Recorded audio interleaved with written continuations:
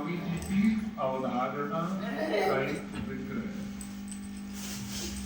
उसमें अभी कुछ सुबह स्वामी जी कह रहे थे कि बहुत सारे संतों का आशीर्वाद है।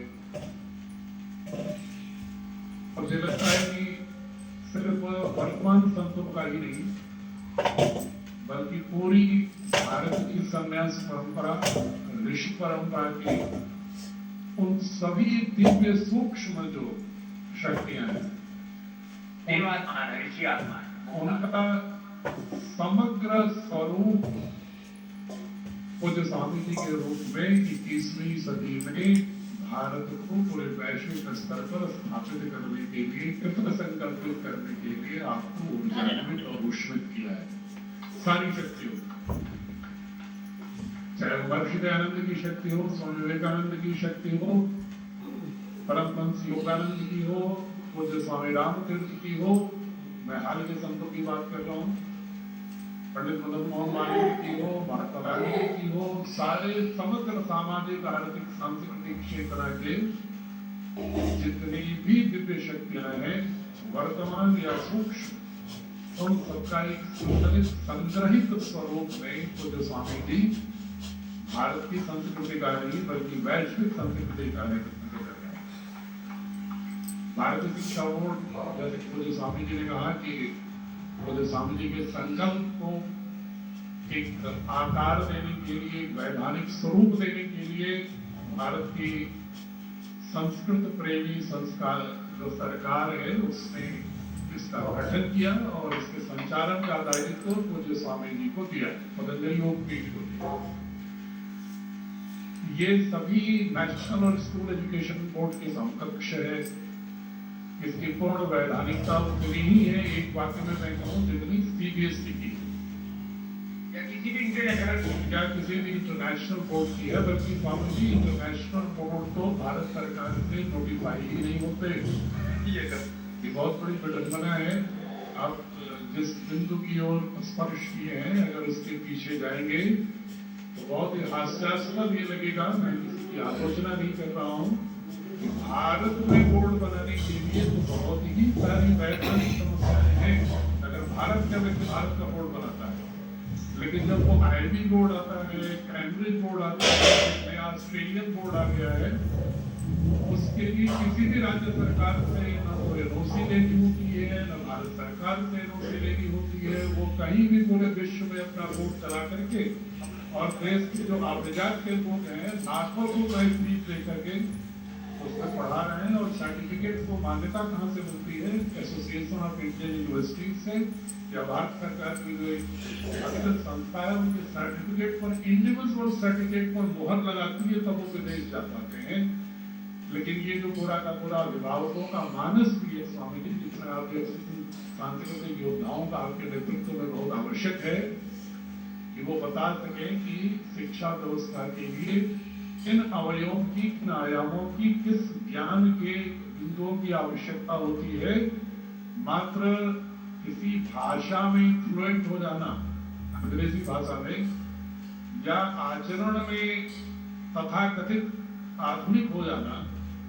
तथाकथित शब्द हमने इसलिए प्रयोग किया है कि बहुत एक लंबी परिभाषा है कि हमने सारी दिव्यताओं को पिछड़ा घोषित कर दिया है, भव्यताओं को आधुनिक घोषित कर दिया है, भौतिक प्रगति को आधुनिक घोषित कर दिया है, आध्यात्मिक प्रगति को पिछड़ा घोषित कर दिया है। इस तरह की जो एक बहुत ही विकृत धारणाएं शिक्षा व्यवस्था में वैचारिक रूप से पनप गई है, छाड़ झंखाड़ की तरह, उसको समाप्त करने के लिए भारतीय शिक्षा बोर्ड की दृष्टि से जुड़ना है। अन्यथा पूज्य स्वामी जी, हम सभी लोग हमेशा ही कहते हैं कि हम 100 करोड़ रह गए, 150 करोड़ में। अभी आपकी स्टेटिस्टिक में सुबह सुन रहा था, बहुत सारे लोग ये कहते रहते हैं कि बहुत तेजी से धर्म परिवर्तन हो रहा है, सनातन का विनाश हो रहा है।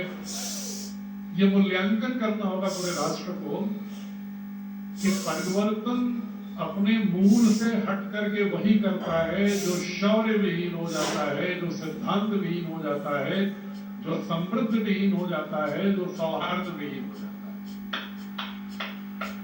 है। अगर मेरी शरीर स्वस्थ है तो कोई भी वायरस, कोरोना हो या कोई भी छू नहीं सकता।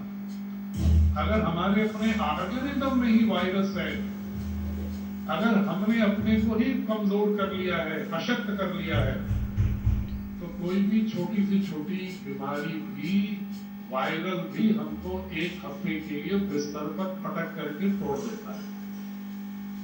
तो इसलिए ये रुदन करने की बजाय वो जो स्वामी जी की जो क्रांति धर्म जो संदेश है, कि पूरे भारत को सनातन संस्कृति की सही समझ के साथ अपने को पुरुषार्थी बना करके, राष्ट्र को सामाजिक संरचना के भेदों को समाप्त करके, सांस्कृतिक बिंबों, प्रतीकों और दर्शन की सही समझ विकसित करके और आधुनिक 21वीं सदी के लिए जिन दक्षताओं की आवश्यकता है विज्ञान टेक्नोलॉजी की, उस विज्ञान टेक्नोलॉजी में सामर्थ्यवान होकर के अगर हम भारत का निर्माण करेंगे, तभी भारत की दृष्टि वैश्विक दृष्टि होकर के विश्व गुरु की संकल्पना पूरी कर सकती है। और उसकी अगर गंगोत्री आपको मिलेगी तो भारतीय शिक्षा। अगर ये उद्देश्य मां गंगा है तो गंगोत्री भारतीय शिक्षा बोर्ड है, और उसको पूरे ज्ञान परंपरा को जो ठहराव देने वाले, उसको गति देने वाले, उसको नियंत्रण देने वाले आदि योगी शिव की तरह हमारे पूज्य स्वामी जी इसका नेतृत्व कर रहे हैं।